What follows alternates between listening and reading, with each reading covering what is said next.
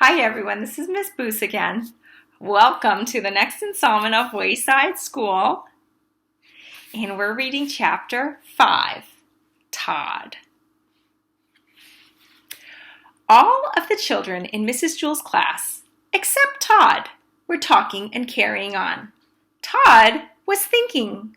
Todd always thought before he spoke. When he got an idea, his eyes lit up. Todd finished thinking and began to speak. But before he said 2 words, Mrs. Jewell called on him.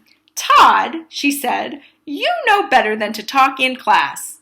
You must learn to work quietly like the other children." She wrote his name on the blackboard under the word discipline. Todd looked around in amazement. All of the other children who had been talking and screaming and fighting only seconds earlier were quietly working in their notebooks. Todd scratched his head. A child was given 3 chances in Mrs. Jewell's class. The first time they did something wrong, Mrs. Jewell wrote their name on the blackboard under the word discipline. The second time they did something wrong, she put a check next to their name. And the third time they did something wrong, she circled their name. Todd reached into his desk and pulled out his workbook. He had only just started on it when he felt someone tap him on the shoulder. It was Joy. "What page are you on?" Joy asked. "Page 4, Todd whispered. "I'm on page 11, said Joy. Todd didn't say anything. He didn't want to get in trouble. He just went back to work. 5 minutes later, Joy tapped him again. Todd ignored her. So Joy poked him in the back with her pencil. Todd pretended he didn't notice. Joy got up from her seat and sharpened her pencil. She came back and poked it in Todd's back. "What page are you on?" she asked. "Page 5, Todd answered. "Boy, are you dumb," said Joy. "I'm on page 29. Wow, Joy is not being very kind, is she? "It isn't a race," Todd whispered. 5 minutes later, Joy pulled Todd's hair and didn't let go until he turned around. "What page are you on now?" she demanded. "Page 6, Todd whispered as quietly as he could. "I'm on page 200, Joy shouted. Todd was very angry. "Will you please let me do my work and stop bothering me?" he said. Mrs. Jewell heard him. "Todd, what did I say about talking in class?" she said. Todd scratched his head. Mrs. Jewell put a check next to Todd's name on the blackboard under the word discipline. Todd really tried to be good. He knew that if he talked one more time, Mrs. Jewell would circle his name. Then he'd have to go home early at 12 o'clock on the kindergarten bus, just as he had the day before and the day before that. In fact, there hadn't been a day since Mrs. Jewell took over the class that she didn't send Todd home early. She said she did it for his own good. The other children went home at 2 o'clock.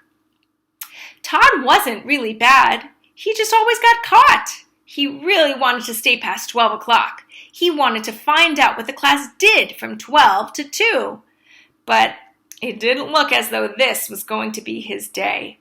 It was only 10:30, and he already had 2 strikes against him. He sealed his lips and went back to work. There was a knock on the door. Mrs. Jewell opened it. 2 men stepped in wearing masks and holding guns. "Give us all your money," they demanded. "All I have is a nickel," said Mrs. Jewell. "I have a dime," said Mauricia. "I have 13 cents, said Leslie. "I have 4 cents, said Damien. "What kind of bank is this?" asked one of the robbers. "It's not a bank. It's a school," said Todd. "Can't you read?" "No," said the robbers. "Neither can I," said Todd. "Do you mean we walked all the way up 30 flights of stairs for nothing?" asked the robber. "Don't you have anything valuable?" Todd's eyes lit up. "We sure do," he said. "We have knowledge." He grabbed Joy's workbook and gave it to the robbers. Knowledge is much more valuable than money. "Thanks, kid," said one of the robbers.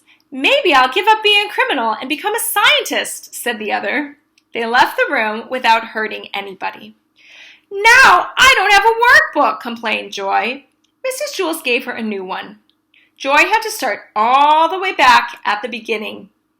"Hey, Joy," What page are you on? Asked Todd. Page 1, Joy sighed. I'm on page 8, Todd laughed triumphantly. Mrs. Jules heard him. She circled his name. Todd had 3 strikes against him.